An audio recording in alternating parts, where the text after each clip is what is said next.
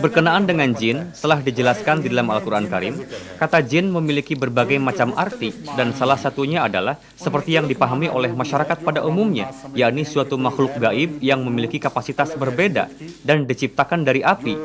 Tapi di dalamnya tidak terdapat sifat api.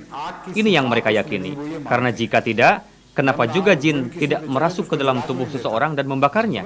Mereka hanya mengadopsi separuh konsep dari Al-Quran Karim, tidak mengimaninya secara menyeluruh.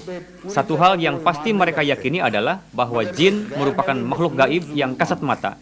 Kata jin dalam bahasa Arab sesuai jika diartikan sebagai makhluk yang kasat mata. Kita tidak mengingkari hal itu. Rasulullah SAW pun telah menetapkan bakteri sebagai jin. Sebagaimana Rasulullah SAW pernah memerintahkan untuk tidak beristinja dengan menggunakan tulang, karena tulang adalah makanan jin. Pada masa itu, keberadaan makhluk yang kasat mata dari jenis bakteri tidaklah dapat terbayangkan sedikit pun. Dari itu pun tampak kebenaran hadrat Rasulullah SAW. Dengan ini, jelaslah bahwa Allah Ta'ala pun selalu mewahyukan hal-hal yang spesifik yang tidak dijumpai ayatnya di dalam Al-Quran. Artinya, bahwa wahyu pun turun berkenaan dengan hal-hal tersebut. Walhasil, Rasulullah SAW telah mengabarkannya. Sekarang kita dapat mengetahuinya bahwa yang dimaksudkan itu adalah bakteri, karena tulang adalah makanan bagi bakteri, dan beliau SAW menetapkannya sebagai jin. Walhasil, makhluk yang tidak kasat mata bisa dikatakan sebagai jin.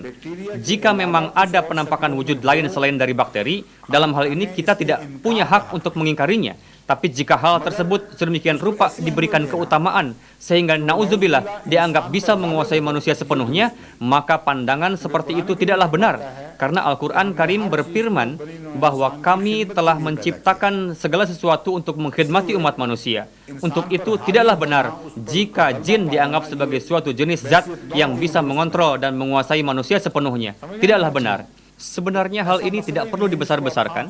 Jika memang ada penampakan lain dari jin, ya tidak apa-apa.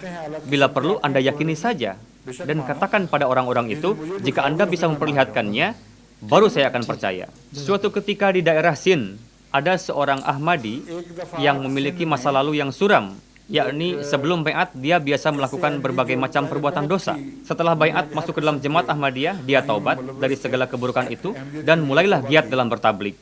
Dalam pengalaman tabliknya, dia pernah berhadapan dengan seorang murid pir, yakni orang yang dianggap suci. Pada saat dialog berlangsung, sang pir sendiri berada di dalam rumah dan hanya mewakilkannya kepada muridnya sebagai khalifahnya untuk tampil pada acara dialog itu. Setelah menyimak pemaparan dalil dari sang Ahmadi berkenaan dengan kebenaran Hadrat Masih Maud alaihi salam, sang murid pir tadi merasa terdesak dan mati langkah.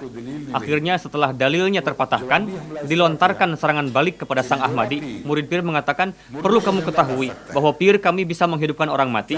Apakah pir kamu, yakni Hadrat Masih Maud alaihi salam, bisa menghidupkan orang mati? Ahmadi mengatakan, sama sekali tidak. Murid pir mengatakan, ya sudah kalau begitu, sekarang tuntaslah masalahnya. Karena kami semua menjadi saksi bahwa pir kami bisa menghidupkan orang mati. Kamu tidak bisa mengingkarinya lagi. Kalau begitu pulang saja, karena dalil-dalil kamu tadi itu sudah tidak berguna. Ketika alur pembicaraan mengarah pada hal lain, sang murid pir terlupa. Meskipun sang Ahmadi itu buta huruf, tapi orangnya cerdas. Beliau melontarkan pertanyaan balik kepada sang murid pir. Ahmadi mengatakan, Tuan, apakah ibu Anda masih hidup?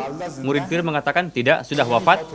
Ahmadi, pada saat pir Anda nanti menghidupkan kembali ibu Anda dan mengeluarkannya dari kubur, baru Anda panggil saya ya.